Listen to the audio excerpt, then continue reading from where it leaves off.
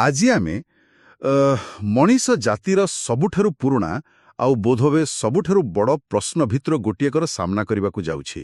ଆଉ ସେ ପ୍ରଶ୍ନଟି ହେଉଛି ମୁଁ ପ୍ରକୃତରେ କିଏ? ହଁ ଆଉ ଏହି ପ୍ରଶ୍ନର ଉତ୍ତର ଖୋଜିବା ପାଇଁ ଆମ ପାଖରେ ଯେଉଁ ସୂତ୍ର ଅଛି ତାହା ଆମକୁ ହଜାର ହଜାର ବର୍ଷ ପଛକୁ ନେଇଯିବ, ସିଧା ଉପନିଷଦର ଦାର୍ଶନିକ ଗଭୀରତା ଭିତରକୁ। ଆଉ ଆଜିର ଆଲୋଚନାଟା ବହୁତ ରୋଚକ ହେବ। ମୋର ବି ସିଆ ହିଁ ଆଶା, କାରଣ ଆମର ଉଦ୍ଦେଶ୍ୟ କେବଳ ତଥ୍ୟ ବାହାର କରିବା ନୁହେଁ, ବରଂ ସେହି ଜ୍ଞାନକୁ ବୁଝିବା ଯାହା ଆଜି ବି ଆମକୁ ଚିନ୍ତା କରିବାକୁ ବାଧ୍ୟ କରେ। ଏକଦମ। ଆଉ ଉପନିଷଦଗୁଡ଼ିକ ସେମାନେ କୌଣସି ସିଧାସଳଖ ଉତ୍ତର ଦିଅନ୍ତି ନାହିଁ। ଆଚ୍ଛା। ହଁ, ବରଂ ଏହା ଏକ ଦାର୍ଶନିକ ମଞ୍ଚ ତିଆରି କରେ, ଯୋଉଠି ଚେତନା, ସତ୍ୟ, ବ୍ରହ୍ମାଣ୍ଡର ରହସ୍ୟ ଏସବୁକୁ ନେଇ ଗଭୀର ଅନୁସନ୍ଧାନ କରାଯାଏ। ଆମେ ଦେଖିବା ଏହାକୁ କାହିଁକି ବେଦାନ୍ତ ବା ବେଦର ଚୂଡ଼ାନ୍ତ ସିଦ୍ଧାନ୍ତ କୁହାଯାଏ। ଠିକ୍ ଅଛି, ତେବେ ଚାଲନ୍ତୁ ଆରମ୍ଭ କରିବା। ଆଉ ସବୁଠୁ ଭଲ ହେବ ଆମେ ଏହାର ନାଁରୁ ହିଁ ଆରମ୍ଭ କରିବା, ଉପନିଷଦ। ହଁ, ଶବ୍ଦଟା ଶୁଣିଲେ ଟିକେ ଗମ୍ଭୀର ଲାଗେ, କିନ୍ତୁ ଆମ ସୂତ୍ର ଅନୁସାରେ ଏହାର ଅର୍ଥ ବହୁତ ସୁନ୍ଦର, ମାନେ ନିକଟରେ ବସିବା। ହଁ। ଆଉ ଏହି ଗୋଟିଏ ଶବ୍ଦ ଭିତରେ ପୁରା ଜ୍ଞାନ ପରମ୍ପରାର ଚିତ୍ର ଲୁଚି ରହିଛି। କେମିତି? ଦେଖନ୍ତୁ, ଏହା କୌଣସି ଆଧୁନିକ କ୍ଲାସରୁମ୍ ଭଳି ନୁହେଁ। ଏଠି କଳ୍ପନା କରନ୍ତୁ, ଜଣେ ଜିଜ୍ଞାସୁ ଶିଷ୍ୟ ନିଜର ସବୁ ଅହଙ୍କାର ଛାଡ଼ି ପୁରା ନିଷ୍ଠାର ସହିତ ଗୁରୁଙ୍କ ପାଦତଳେ ବସିଛି। କେବଳ ସେହି ଗଭୀର ଜ୍ଞାନ ପାଇବା ପାଇଁ। ଏକଦମ। ଯୋଉ ଜ୍ଞାନ କେବଳ ଶବ୍ଦରେ ନୁହେଁ, ଅନୁଭବରେ ମିଳେ। ଏହା ଏକ ଅନ୍ତରଙ୍ଗ ଜ୍ଞାନର ଆଦାନ ପ୍ରଦାନ। ଏହି କଥାଟା ଭାବିଲେ ହିଁ ଗୋଟେ ଅଲଗା ଚିତ୍ର ଆସୁଛି ମନକୁ। ମାନେ ଏହା କେବଳ କିଛି ତଥ୍ୟ ଜାଣିବା କଥା ନୁହେଁ, ଏହା ଏକ ଟ୍ରାନ୍ସଫର୍ମେସନର ପ୍ରୋସେସ୍। ହଁ। କିନ୍ତୁ ପ୍ରଶ୍ନ ହେଉଛି, ଏମିତି କି ଗୁପ୍ତ ଜ୍ଞାନ ଥିଲା ଯାହା ପାଇଁ ଏତେ ନିଷ୍ଠାର ଦରକାର ଥିଲା? ଏଇଟା ହିଁ ସବୁଠୁ ଗୁରୁତ୍ୱପୂର୍ଣ୍ଣ ପ୍ରଶ୍ନ। ଆଉ ଏହି ଗୁପ୍ତଜ୍ଞାନ କୌଣସି ଯାଦୁବିଦ୍ୟା ନୁହେଁ। ତେବେ ଏହା ହେଉଛି ସତ୍ୟର ସ୍ୱରୂପ ବିଷୟରେ ଜ୍ଞାନ। ଉପନିଷଦର ମୁଖ୍ୟ ବିଷୟବସ୍ତୁ ହେଉଛି କିଛି ମୌଳିକ ଧାରଣା, ବ୍ରହ୍ମ, ଆତ୍ମା ଆଉ ଏ ଦୁହିଁଙ୍କ ଭିତରେ ଥିବା ସମ୍ପର୍କ। ଓକେ, ବ୍ରହ୍ମ ଆଉ ଆତ୍ମା, ଏ ଦୁଇଟା ଶବ୍ଦ ଆମେ ବହୁତ ଥର ଶୁଣିଛେ, କିନ୍ତୁ ଉପନିଷଦ ଏହାକୁ କେମିତି ଦେଖେ? ଚାଲନ୍ତୁ ପ୍ରଥମେ ବ୍ରହ୍ମ କଥା ଦେଖିବା। ଠିକ୍ ଅଛି। ଆମ ସୂତ୍ରରେ ଏହାକୁ ସର୍ବୋଚ୍ଚ ସତ୍ୟ ବୋଲି କୁହାଯାଇଛି, କିନ୍ତୁ ଏହାର ପ୍ରକୃତ ଅର୍ଥ କ'ଣ? ଏହା କ'ଣ କୌଣସି ଭଗବାନଙ୍କ ନାଁ? ନା, ଆଉ ଏଇଠି ହିଁ ଉପନିଷଦର ବିଚାରଧାରା ବହୁତ ଅଲଗା। ବ୍ରହ୍ମ କୌଣସି ବ୍ୟକ୍ତିଗତ ଈଶ୍ୱର ନୁହନ୍ତି, ଯିଏ ସ୍ୱର୍ଗରେ ବସି ସବୁକିଛି ନିୟନ୍ତ୍ରଣ କରୁଛନ୍ତି। ଆଚ୍ଛା। ବ୍ରହ୍ମ ହେଉଛି ସେହି ମୌଳିକ ସାର୍ବଭୌମିକ ଚେତନା ଯାହା ସବୁକିଛିର ଆଧାର। ଏହାକୁ ଟିକେ ସରଳ ଭାବରେ ବୁଝେଇବେ। ହଁ, ଗୋଟେ ଉଦାହରଣ ନେବା। ସମୁଦ୍ରକୁ କଳ୍ପନା କରନ୍ତୁ। ସେଥିରେ ଲହଡ଼ି ଅଛି, ଫେଣ ଅଛି, ବରଫ ଖଣ୍ଡ ବି ଭାସୁଥାଇପାରେ। ସବୁର ନାଁ ଆଉ ରୂପ ଅଲଗା ଅଲଗା, କିନ୍ତୁ ମୂଳତଃ ସେସବୁ କ'ଣ? କେବଳ ପାଣି। ଏକ୍ଜାକ୍ଟଲି। ଉପନିଷଦ କୁହେ ବ୍ରହ୍ମ ହେଉଛି ସେହି ପାଣି ଯେଉଁଥିରୁ ଏହି ସମଗ୍ର ସୃଷ୍ଟିର ଅଲଗା ଅଲଗା ରୂପ ତିଆରି ହୋଇଛି। ବାଃ, ଏହି ଉଦାହରଣଟି କଥାଟାକୁ ବହୁତ ସହଜ କରିଦେଲା। ତେବେ ଯଦି ବ୍ରହ୍ମ ସେହି ସମୁଦ୍ର, ତାହେଲେ ଆତ୍ମା କ'ଣ? ସେହି ଲହଡ଼ି? ବହୁତ ପାଖାପାଖି। ଆତ୍ମା ହେଉଛି ବ୍ୟକ୍ତି ଭିତରେ ଥିବା ସେହି ଚେତନା, ଆମର ମୁର ଭାव। ଆମର ଆଇନେସ୍। ହଁ, ସେଇଟା ହିଁ। ଦେଖନ୍ତୁ, ଆମ ଶରୀର ବଦଳୁଛି, ଆମ ମନ, ବିଚାର ସବୁ ବଦଳୁଛି, କିନ୍ତୁ ଏସବୁ ପରିବର୍ତ୍ତନ ପଛରେ ଜଣେ ସାକ୍ଷୀ ଅଛି, ଯିଏ ଏସବୁକୁ ଦେଖୁଛି। ସେହି ଅପରିବର୍ତ୍ତନୀୟ ଶୁଦ୍ଧ ଚେତନା ହିଁ ଆତ୍ମା।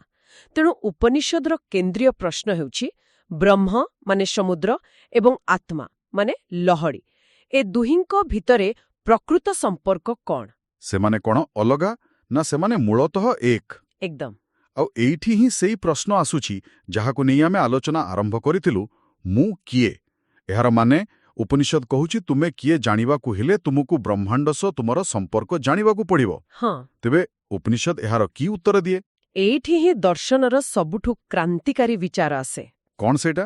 ଉପନିଷଦର ମହାବାକ୍ୟଗୁଡ଼ିକ, ଯେମିତିକି ଅହମ୍ ବ୍ରହ୍ମାସ୍ମି, ମୁଁ ହିଁ ବ୍ରହ୍ମ, ଆଉ ତତ୍ତ୍ୱମ୍ ଅସି, ତୁମେ ହିଁ ସେ, ଏସବୁ ସିଧାସଳଖ କହେ ଯେ ଆତ୍ମା ଏବଂ ବ୍ରହ୍ମ ଅଲଗା ନୁହନ୍ତି, ସେମାନେ ମୂଳତଃ ଏକ। ଲହଡ଼ି ନିଜକୁ ସମୁଦ୍ରଠାରୁ ଅଲଗା ଭାବିପାରେ, କିନ୍ତୁ ତାର ସତ୍ୟ ହେଉଛି ସେ ସମୁଦ୍ରର ହିଁ ଏକ ଅଂଶ। ଆମର ଏହି ଅଲଗାପଣର ଭାବନାଟା କେବଳ ଅଜ୍ଞାନତା ବା ମାୟା ଯୋଗୁଁ। ହଁ, ଏହି ଏକତାକୁ ଅନୁଭବ କରିବା ହିଁ ମୁକ୍ତି। ଗୋଟେ ମିନିଟ୍, ଏହା ତ ଗୋଟେ ବହୁତ ବଡ଼ କଥା। ହଁ, ନିଶ୍ଚୟ। ଏହାର ମାନେ ମୋ ଭିତରେ ଥିବା ଚେତନା ଆଉ ଏହି ସମଗ୍ର ବ୍ରହ୍ମାଣ୍ଡକୁ ଚଳାଉଥିବା ଚେତନା ଦୁଇଟା ଗୋଟିଏ ଜିନିଷ। ଉପନିଷଦ ତ ସେୟା ହିଁ କୁହେ। ଏ କଥାଟାକୁ ହଜମ କରିବା ଟିକେ କଷ୍ଟ। ମାନେ ମୋର ଦୈନନ୍ଦିନ ଜୀବନର ସମସ୍ୟା, ମୋର ସୁଖ ଦୁଃଖ, ଏସବୁ ତ ବହୁତ ବାସ୍ତବ ଲାଗେ। ହଁ, ଲାଗେ। ଏସବୁ କ'ଣ ତାହେଲେ ଗୋଟେ ଭ୍ରମ? ଏହାକୁ ଭ୍ରମ କହିବା ଅପେକ୍ଷା ଏକ ସୀମିତ ସତ୍ୟ କହିବା ଭଲ। ସୀମିତ ସତ୍ୟ? ହଁ, ଯେତେବେଳେ ଆମେ ନିଜକୁ କେବଳ ଶରୀର ଆଉ ମନ ବୋଲି ଭାବୁ, ସେତେବେଳେ ସୁଖ ଦୁଃଖ ବାସ୍ତବ ଲାଗେ। କିନ୍ତୁ ଉପନିଷଦ କହେ, ଏହା ତୁମର ପ୍ରକୃତ ସ୍ୱରୂପ ନୁହେଁ, ତୁମେ ଏହାଠାରୁ ବହୁତ ବଡ଼। ଆଉ ଯେତେବେଳେ ଜଣେ ଏହି ବୃହତ୍ତର ସତ୍ୟକୁ ଅନୁଭବ କରେ, ସେତେବେଳେ ସେ ଏହି ଛୋଟ ଛୋଟ ବନ୍ଧନରୁ ମୁକ୍ତ ହୋଇଯାଏ। ଏହି ମୁକ୍ତିକୁ ହିଁ ମୋକ୍ଷ କୁହାଯାଏ। ଜନ୍ମ ମୃତ୍ୟୁର ଚକ୍ରରୁ ମୁକ୍ତି। ଆପଣ ଏହାକୁ ଏମିତି ଭାବିପାରନ୍ତି ଯେପରି ଆପଣ ଗୋଟେ ବ୍ରହ୍ମାଣ୍ଡୀୟ ଟ୍ରେଡମିଲ୍ ଉପରେ ଦୌଡୁଥିଲେ, ଯାହା ବିଷୟରେ ଆପଣ ଜାଣିନଥିଲେ, ଆଉ ମୋକ୍ଷ ହେଉଛି ସେହି ଟ୍ରେଡମିଲ୍ରୁ ଓହ୍ଲାଇ ଆସିବା। ବାଃ! ତେବେ ଏଇ ମୋକ୍ଷ ପାଇବାର ରାସ୍ତା କ'ଣ? କେବଳ ବହି ପଢ଼ିଦେଲେ ଯେ ଅହମ୍ ବ୍ରହ୍ମାସ୍ମି କ'ଣ ମୁକ୍ତି ମିଳିଯିବ? ନିଶ୍ଚୟ ଏତେ ସହଜ ନଥିବ। ଆଦୌ ନୁହେଁ। ଏଥିପାଇଁ ସାଧନାର ଆବଶ୍ୟକତା ରହିଛି। ଆମ ସୂତ୍ରଗୁଡ଼ିକ ମୁଖ୍ୟତଃ ଦୁଇଟି ରାସ୍ତା ଦେଖାଏ, ଜ୍ଞାନ ଏବଂ ଧ୍ୟାନ। ଜ୍ଞାନ ଆଉ ଧ୍ୟାନ। ହଁ, ଏଠାରେ ଜ୍ଞାନର ଅର୍ଥ କେବଳ ଇନଫର୍ମେସନ୍ ଏକାଠି କରିବା ନୁହେଁ। ଏହାର ଅର୍ଥ ହେଉଛି ସଠିକ୍ ବୋଧ। ଅଣ୍ଡରଷ୍ଟାଣ୍ଡିଂ। ରାଇଟ୍। ଗୁରୁଙ୍କଠାରୁ ଶୁଣିବା, ଶାସ୍ତ୍ର ପଢ଼ିବା ଏବଂ ତା ଉପରେ ଗଭୀର ଭାବେ ଚିନ୍ତା ବା ମନନ କରିବା। ଆଉ ଧ୍ୟାନ ହେଉଛି ସେହି ଜ୍ଞାନକୁ ନିଜ ଭିତରେ ଅନୁଭବ କରିବାର ପ୍ରକ୍ରିୟା। ଏକାଗ୍ର ଚିନ୍ତନ, ଯାହା ମାଧ୍ୟମରେ ଆମେ ଆମର ସୀମିତ ମୁଁରୁ ବାହାରି ସେହି ବୃହତ୍ତର ଚେତନା ସହ ଯୋଡ଼ି ହୋଇପାରୁ। ଏକଦମ। ଠିକ୍ ଅଛି। ତେବେ ଉପନିଷଦ ଆମକୁ ଅସ୍ତିତ୍ୱରେ ଏକ ବଡ଼ ଚିତ୍ର ଦେଖାଉଛି, ଆଉ ସେଠି ପହଞ୍ଚିବାର ରାସ୍ତା ବି ଦେଖାଉଛି। କିନ୍ତୁ ଏହା କୌଣସି ଗୋଟିଏ ବହିର କଥା ନୁହେଁ, ଠିକ୍ ନା? ଆମ ସୂତ୍ର କହୁଛି 100ରୁ ଅଧିକ ଉପନିଷଦ ଅଛି। ହଁ, ସେଥିମଧ୍ୟରୁ ପ୍ରାୟ 10-12ଟିକୁ ମୁଖ୍ୟ ବୋଲି ଧରାଯାଏ। ପ୍ରତ୍ୟେକର ନିଜର ଏକ ସ୍ୱତନ୍ତ୍ର ଶୈଳୀ ଅଛି। ଆଉ ଏଇଠି କଠିଟା ଆହୁରି ଜଟିଳ ଆଉ ମଜେଦାର ହେବାକୁ ଯାଉଛି। ଏକଦମ। କାରଣ ଯଦି ଉପନିଷଦର ମୂଳ କଥା ଏତେ ସ୍ପଷ୍ଟ ଯେ ଆତ୍ମା ଆଉ ବ୍ରହ୍ମ ଏକ, ତେବେ ଏହା ଉପରେ ଏତେ ଆଲୋଚନା ବା ବିତର୍କର ଆବଶ୍ୟକତା କ'ଣ? ସେଇଟା ତ ପ୍ରଶ୍ନ। ବାସ୍ତବରେ ଏହି ଗୋଟିଏ ମୂଳ ଧାରଣାକୁ ନେଇ ଭାରତରେ 3ଟି ବଡ଼ ଦାର୍ଶନିକ ପରମ୍ପରା ସୃଷ୍ଟି ହୋଇଛି। ବେଦାନ୍ତର 3ଟି ମୁଖ୍ୟ ଶାଖା। ହଁ, ଆଉ ସବୁଠୁ ଆଶ୍ଚର୍ଯ୍ୟର କଥା ହେଉଛି ଏହି 3ଟି ଶାଖା ପରସ୍ପରଠାରୁ ବହୁତ ଅଲଗା। ହଁ, ଆମ ସୂତ୍ରରେ ଏହି 3ଟିର ନାଁ ଦିଆଯାଇଛି ଆଦି ଶଙ୍କରାଚାର୍ଯ୍ୟଙ୍କର ଅଦ୍ୱୈତ, ରାମାନୁଜାଚାର୍ଯ୍ୟଙ୍କର ବିଶିଷ୍ଟାଦ୍ୱୈତ ଆଉ ମାଧବାଚାର୍ଯ୍ୟଙ୍କ ଦ୍ୱୈତ ଦର୍ଶନ। ଏହି ନାଁଗୁଡ଼ିକ ଶୁଣିବାକୁ ଟିକେ ଭାରି ଲାଗୁଛି, କିନ୍ତୁ ମୋତେ ଲାଗୁଛି ଏହା ଭିତରେ ହିଁ ଉପନିଷଦର ପ୍ରକୃତ ରହସ୍ୟ ଲୁଚି ରହିଛି। ଚାଲନ୍ତୁ ଏହାକୁ ଟିକେ ସରଳ କରିବା, ଅଦ୍ୱୈତରୁ ଆରମ୍ଭ କରିବା। ଠିକ୍ ଅଛି। ଅଦ୍ୱୈତର ଅର୍ଥ ହେଉଛି ଦୁଇ ନୁହେଁ, ନନ୍ ଡୁଆଲିଜମ୍। ଶଙ୍କରାଚାର୍ଯ୍ୟଙ୍କର ଦର୍ଶନ? ହଁ, ଏହା ସେହି କଥାକୁ ଚରମ ସ୍ତରକୁ ନେଇଯାଏ ଯାହା ଆମେ ଏବେ ଆଲୋଚନା କରୁଥିଲେ। ତାଙ୍କ ମତରେ ବ୍ରହ୍ମ ହିଁ ଏକମାତ୍ର ସତ୍ୟ। ବ୍ରହ୍ମ ସତ୍ୟମ୍। ହଁ, ଆଉ ବାକି ସବୁ କିଛି, ଏହି ଜଗତ, ଆମର ଅଲଗା ଅସ୍ତିତ୍ୱ, ଏସବୁ ମାୟା, ମାନେ ଏକ ବ୍ୟାବହାରିକ ସତ୍ୟ, କିନ୍ତୁ ପରମ ସତ୍ୟ ନୁହେଁ। ତେବେ ଏଠି ଆତ୍ମା ଓ ବ୍ରହ୍ମଙ୍କ ଭିତରେ କୌଣସି ପାର୍ଥକ୍ୟ ନାହିଁ? କିଛି ବି ନାହିଁ, ସମ୍ପୂର୍ଣ୍ଣ ଏକ। ଆମେ ଯଦି ସେହି ସମୁଦ୍ର ଉଦାହରଣକୁ ଫେରିବା, ଅଦ୍ୱୈତ ଦର୍ଶନ କହିବ, ତୁମେ ସମୁଦ୍ର ଭିତରେ ଥିବା ଗୋଟେ ବୁନ୍ଦା ନୁହଁ, ତୁମେ ହିଁ ପୂରା ସମୁଦ୍ର। ଓକେ, ତୁମେ ହିଁ ପୂରା ସମୁଦ୍ର। ଏହା ଏକ ବହୁତ ଶକ୍ତିଶାଳୀ ବିଚାର। ନିଶ୍ଚୟ। ନିଜକୁ ଏକ ସୀମିତ ବ୍ୟକ୍ତି ନ ଭାବି ସମଗ୍ର ବ୍ରହ୍ମାଣ୍ଡର ଚେତନା ବୋଲି ଭାବିବା। ଠିକ୍ ଅଛି। ତେବେ ରାମାନୁଜଙ୍କର ବିଶିଷ୍ଟାଦ୍ୱୈତ କିପରି ଅଲଗା? ଏହାର ନାଁରେ ବି ଅଦ୍ୱୈତ ଅଛି। ହଁ, ରାମାନୁଜାଚାର୍ଯ୍ୟ ମଧ୍ୟ ଏକତାକୁ ସ୍ୱୀକାର କରନ୍ତି, କିନ୍ତୁ ଗୋଟେ ବିଶେଷତା ସହିତ। Qualified non dualism. ହଁ, ସେଥିପାଇଁ ଏହାର ନାଁ ବିଶିଷ୍ଟ ଅଦ୍ୱୈତ। ତାଙ୍କ ମତରେ ଆତ୍ମା ମାନେ ଜୀବ ଏବଂ ଜଗତ ଏ ଦୁହେଁ ମଧ୍ୟ ସତ୍ୟ, କିନ୍ତୁ ସେମାନେ ବ୍ରହ୍ମଙ୍କର ଶରୀର ବା ଅଂଶ ଭଳି। ଯେମିତି ଆମ ଶରୀରର ପ୍ରତ୍ୟେକ ଅଙ୍ଗର ନିଜର ଅସ୍ତିତ୍ୱ ଅଛି, କିନ୍ତୁ ସେମାନେ ଆମଠାରୁ ଅଭିନ୍ନ। ଏକଦମ ସେଇପାରି। ଜୀବ ବ୍ରହ୍ମଙ୍କଠାରୁ ଅଲଗା ହୋଇ ମଧ୍ୟ ତାଙ୍କ ସହିତ ଏକୀଭୂତ। ତେଣୁ ସେମାନଙ୍କର ଉଦାହରଣ ହେବ, ତୁମେ ସମୁଦ୍ର ନୁହଁ, କିନ୍ତୁ ତୁମେ ସମୁଦ୍ରର ଏକ ଲହଡ଼ି। ବୁଝିଲି। ତୁମେ ସେହି ସମୁଦ୍ରରୁ ହିଁ ତିଆରି, ଆଉ ତାଠାରୁ ଅଲଗା ହୋଇ ରହିପାରିବ ନାହିଁ, କିନ୍ତୁ ତୁମର ଏକ ସ୍ୱତନ୍ତ୍ର ରୂପ ଅଛି। ହଁ, ଏକଦମ। ତେଣୁ ଏଠି ସମ୍ପୂର୍ଣ୍ଣ ମିଶ୍ରଣ ନାହିଁ, କିନ୍ତୁ ଏକ ଅବିଚ୍ଛେଦ୍ୟ ସମ୍ପର୍କ ଅଛି। ଠିକ୍ ଅଛି। ଏ ଦୁଇଟା ଦର୍ଶନରେ କିଛି ସାମଞ୍ଜସ୍ୟ ଅଛି କିନ୍ତୁ ତୃତୀୟଟି ମାଧ୍ୱାଚାର୍ଯ୍ୟଙ୍କ ଦ୍ୱୈତ ଦର୍ଶନ। ଡୁଆଲିଜମ। ଏହାର ନାଁରୁ ହିଁ ଲାଗୁଛି ଏହା ସମ୍ପୂର୍ଣ୍ଣ ବିପରୀତ। ଆଉ ଏହା ପ୍ରକୃତିରେ ବିପରୀତ। ଦ୍ୱୈତର ଅର୍ଥ ହିଁ ଦୁଇ। ଓହୋ। ମାଧ୍ୱାଚାର୍ଯ୍ୟଙ୍କ ମତରେ ଆତ୍ମା ବା ଜୀବ ଏବଂ ବ୍ରହ୍ମ ବା ଈଶ୍ୱର ଦୁଇଟି ସମ୍ପୂର୍ଣ୍ଣ ଭିନ୍ନ ଆଉ ସବୁଦିନ ପାଇଁ ସ୍ୱତନ୍ତ୍ର ସତ୍ୟ। ସେମାନେ କେବେ ବି ଏକ ହୋଇପାରିବେ ନାହିଁ। କେବେ ବି ନୁହେଁ। କେବେ ବି ନୁହେଁ। ଜୀବ ସର୍ବଦା ସେବକ ଆଉ ଈଶ୍ୱର ସର୍ବଦା ସେବ୍ୟ। ଏଠାରେ ଭକ୍ତି ହିଁ ମୁକ୍ତିର ମାର୍ଗ। ତେବେ ତାଙ୍କ ଉଦାହରଣ କ'ଣ ହବ? ତାଙ୍କ ଉଦାହରଣ ହେବ, ତୁମେ ସମୁଦ୍ର ନୁହଁ, ଲହଡ଼ି ବି ନୁହଁ, ତୁମେ ସମୁଦ୍ର ଭିତରେ ଥିବା ଗୋଟେ ମାଛ। ଆଚ୍ଛା, ତୁମେ ସମୁଦ୍ର ଉପରେ ସମ୍ପୂର୍ଣ୍ଣ ନିର୍ଭରଶୀଳ, ତା ଭିତରେ ରହୁଛ, କିନ୍ତୁ ତୁମେ କେବେ ବି ସମୁଦ୍ର ହୋଇପାରିବ ନାହିଁ। ଗୋଟେ ମିନିଟ୍ ରୁହନ୍ତୁ। ଏଇଠି ମୁଁ ଟିକେ ଅଟକିବାକୁ ଚାହୁଁଛି। ହଁ, କୁହନ୍ତୁ। ଏହା ତ ଅବିଶ୍ୱାସନୀୟ। ଗୋଟିଏ କହୁଛି ତୁମେ ହିଁ ଭଗବାନ, ଆଉ ଗୋଟିଏ କହୁଛି ତୁମେ ଭଗବାନଙ୍କ ସେବକ ଆଉ କେବେ ବି ଭଗବାନ ହୋଇପାରିବ ନାହିଁ। ହଁ। ଏହା କେମିତି ସମ୍ଭବ ଯେ ଏହି ତିନିଜଣ ମହାନ ଦାର୍ଶନିକ ସେହି ଗୋଟିଏ ଉପନିଷଦକୁ ପଢ଼ି ଏତେ ଅଲଗା ଅଲଗା ସିଦ୍ଧାନ୍ତରେ ପହଞ୍ଚିଲେ? ଏହା ହିଁ ଉପନିଷଦର ସବୁଠୁ ବଡ଼ ରହସ୍ୟ ଆଉ ସୌନ୍ଦର୍ଯ୍ୟ। କିନ୍ତୁ କ'ଣ ସେମାନଙ୍କ ଭିତରୁ କେହି ଜଣେ ଭୁଲ ଥିଲେ? କେହି କାହାକୁ ଭୁଲ କହୁନାହାନ୍ତି। ପ୍ରକୃତରେ ଉପନିଷଦର ଭାଷା ଏତେ ଗଭୀର, ଏତେ ସାଙ୍କେତିକ ଆଉ କାବ୍ୟକ ଯେ ତାକୁ ଭିନ୍ନ ଭିନ୍ନ ଦୃଷ୍ଟିକୋଣରୁ ଦେଖିହେବ। ହଁ, ଏହା ଗଣିତର ଫର୍ମୁଲା ନୁହେଁ ଯେ 2+2 4 ହିଁ ହେବ। ଏହା ଏକ ବିଶାଳ ପର୍ବତ ଭଳି। ଶଙ୍କର ଗୋଟେ ପଟୁ ଦେଖିଲେ, ରାମାନୁଜ ଆଉ ଗୋଟେ ପଟୁ, ଆଉ ମାଧ୍ୱ ଆଉ ଗୋଟେ ପଟୁ। ତିନିଜଣଙ୍କୁ ପର୍ବତର ଅଲଗା ଅଲଗା ଦୃଶ୍ୟ ଦେଖାଗଲା, କିନ୍ତୁ ସମସ୍ତେ ସେହି ଗୋଟିଏ ପର୍ବତକୁ ହିଁ ଦେଖୁଥିଲେ। ଏକଦମ। ତେବେ ପ୍ରକୃତ ଜିନିୟସ୍ ଉପନିଷଦର କୌଣସି ଗୋଟିଏ ଉତ୍ତରରେ ନାହିଁ, ବରଂ ଏକ ଏମିତି ଦାର୍ଶନିକ ଢାଞ୍ଚା ତିଆରି କରିବାରେ ଅଛି ଯାହା ଏତେ ବଡ଼ ବିତର୍କକୁ ଜନ୍ମ ଦେଇପାରିଲା।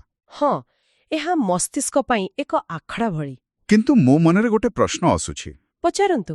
ଶଙ୍କରଙ୍କ ଅଦ୍ୱୈତ ଦର୍ଶନ ଶୁଣିବାକୁ ବହୁତ ଏମ୍ପାୱରିଂ ଲାଗୁଛି, ମୁଁ ହିଁ ବ୍ରହ୍ମ। କିନ୍ତୁ ମାଧବଙ୍କ ଦ୍ୱୈତ ଦର୍ଶନରେ ଜୀବ ସବୁବେଳେ ସେବକ। ଏହା ଟିକେ କମ୍ ଆକର୍ଷଣୀୟ ଲାଗୁଛି, ନୁହେଁ କି? ଏମିତି ଲାଗିପାରେ, କିନ୍ତୁ ଦର୍ଶନ କେବଳ ବୌଦ୍ଧିକ ବ୍ୟାୟାମ ନୁହେଁ। ଆଚ୍ଛା। ଏହା ମଣିଷର ଭାବନା ଆଉ ଆଧ୍ୟାତ୍ମିକ ଆବଶ୍ୟକତା ସହ ବି ଜଡ଼ିତ। ଅଦ୍ୱୈତ ଜ୍ଞାନମାର୍ଗୀମାନଙ୍କୁ ଆକର୍ଷିତ କରେ, କିନ୍ତୁ ଦ୍ୱୈତ ଦର୍ଶନ ସେମାନଙ୍କ ପାଇଁ ବହୁ ଶକ୍ତିଶାଳୀ, ଯେଉଁମାନେ ଭକ୍ତିକୁ ନିଜର ମାର୍ଗ ବାଛନ୍ତି। ଓହୋ, ଭକ୍ତି? ହଁ, ଭଗବାନଙ୍କୁ ପ୍ରେମ କରିବା, ତାଙ୍କର ସେବା କରିବା, ଏହି ଭାବନା ପାଇଁ ପ୍ରେମୀ ଆଉ ପ୍ରେମାସ୍ପଦ ଭିତରେ ଏକ ଦୂରତା ରହିବା ଜରୁରୀ। ସେଥିପାଇଁ ଦ୍ୱୈତ ଦର୍ଶନରେ ଭକ୍ତିର ସ୍ଥାନ ସବୁଠୁ ଉପରେ। ଆଉ ବିଶିଷ୍ଟାଦ୍ୱୈତ? ବିଶିଷ୍ଟାଦ୍ୱୈତ ଜ୍ଞାନ ଆଉ ଭକ୍ତି ମଧ୍ୟରେ ଏକ ସେତୁବନ୍ଧ ତିଆରି କରେ। ତେଣୁ ପ୍ରତ୍ୟେକ ଦର୍ଶନ ଏକ ଭିନ୍ନ ପ୍ରକାରର ଆଧ୍ୟାତ୍ମିକ ବ୍ୟକ୍ତିତ୍ୱକୁ ଆକର୍ଷିତ କରେ। ବୁଝିଲି। ତେବେ ଆଜିର ଏହି ପୂରା ଆଲୋଚନାରୁ ଆମେ ପ୍ରକୃତରେ କ'ଣ ଶିଖିଲେ? ମୋତେ ଲାଗୁଛି ଉପନିଷଦ କେବଳ କିଛି ପୁରୁଣା କଥା ନୁହେଁ। ଆଦୌ ନୁହେଁ। ଏହା ଆମକୁ ଚିନ୍ତା କରିବାର ଏକ ନୂଆ ଉପାୟ ଶିଖାଉଛି। ଏହା ଆମକୁ ସେହି ମୌଳିକ ପ୍ରଶ୍ନଗୁଡ଼ିକୁ ପଚାରିବା ପାଇଁ ପ୍ରେରଣା ଦେଉଛି, ଯାହାକୁ ଆମେ ଦୈନନ୍ଦିନ ଜୀବନରେ ଭୁଲିଯାଉ। ସାରାଂଶରେ କହିଲେ, ଉପନିଷଦ ହେଉଛି ଭାରତୀୟ ଦର୍ଶନର ମୂଳ ଉତ୍ସବ, ଯାହା ବ୍ରହ୍ମ, ଆତ୍ମା ଏବଂ ମୋକ୍ଷ ଭଳି ଧାରଣା ଉପରେ କେନ୍ଦ୍ରିତ। ହଁ, ଆଉ ଏହାର ସବୁଠାରୁ ବଡ଼ ଅବଦାନ ହେଉଛି ଏହାର ବ୍ୟାଖ୍ୟାର ସ୍ୱାଧୀନତା। ଏହା କୌଣସି ଧାର୍ମିକ କଟ୍ଟରତା ସୃଷ୍ଟି କରେ ନାହିଁ, ବରଂ ସତ୍ୟର ଅନୁସନ୍ଧାନ ପାଇଁ ଏକ ମୁକ୍ତ ପରିବେଶ ତିଆରି କରେ। ସେ ଯେଉଁ ଆପଣ କହୁଥିଲେ ଶଙ୍କର, ରାମାନୁଜ, ମାଧ୍ୱ ସମସ୍ତେ ସେହି ଗୋଟିଏ ଜ୍ଞାନର ମହାସାଗରରୁ ନିଜ ନିଜ ପାତ୍ରରେ ପାଣି ଆଣିଥିଲେ। ହଁ, ଆଉ ସେମାନଙ୍କ ପାତ୍ରର ଆକାର ଅଲଗା ଥିବାରୁ ପାଣିର ରୂପ ବି ଅଲଗା ଦେଖାଗଲା। ଠିକ୍। ତେବେ ଏହି ଆଲୋଚନାକୁ ଶେଷ କରିବା ବେଳେ ମୋ ମନରେ ଗୋଟିଏ ଶେଷ ପ୍ରଶ୍ନ ଆସୁଛି। ଯଦି ଅଦ୍ୱୈତ ମାନେ ତୁମେ ହିଁ ସତ୍ୟ, ବିଶିଷ୍ଟାଦ୍ୱୈତ ମାନେ ତୁମେ ସତ୍ୟର ଅଂଶ, ଆଉ ଦ୍ୱୈତ ମାନେ ତୁମେ ସତ୍ୟଠାରୁ ଭିନ୍ନ, ଏହି ତିନୋଟି ପରସ୍ପର ବିରୋଧୀ ଦର୍ଶନ ସମାନ ଉପନିଷଦରୁ ସୃଷ୍ଟି ହୋଇପାରେ, ତେବେ ଏହା ପରମ ସତ୍ୟର ପ୍ରକୃତ ସ୍ୱରୂପ ବିଷୟରେ ଆମକୁ କ'ଣ କହୁଛି? ଏହା ହିଁ ସବୁଠାରୁ ଗଭୀର ପ୍ରଶ୍ନ।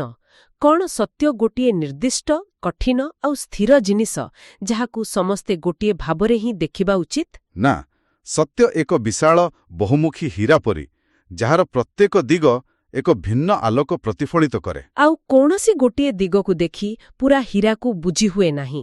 ବୋଧହୁଏ ଉପନିଷଦ ଆମକୁ ଏହା ହିଁ କହିବାକୁ ଚାହୁଁଛି ଯେ ସତ୍ୟର ରାସ୍ତା କୌଣସି ରେଡିମେଡ୍ ଉତ୍ତରରେ ନୁହେଁ, ବରଂ ନିରନ୍ତର ଜିଜ୍ଞାସା, ଅନୁସନ୍ଧାନ ଆଉ ଅନୁଭବ ଭିତରେ ହିଁ ଲୁଚି ରହିଛି।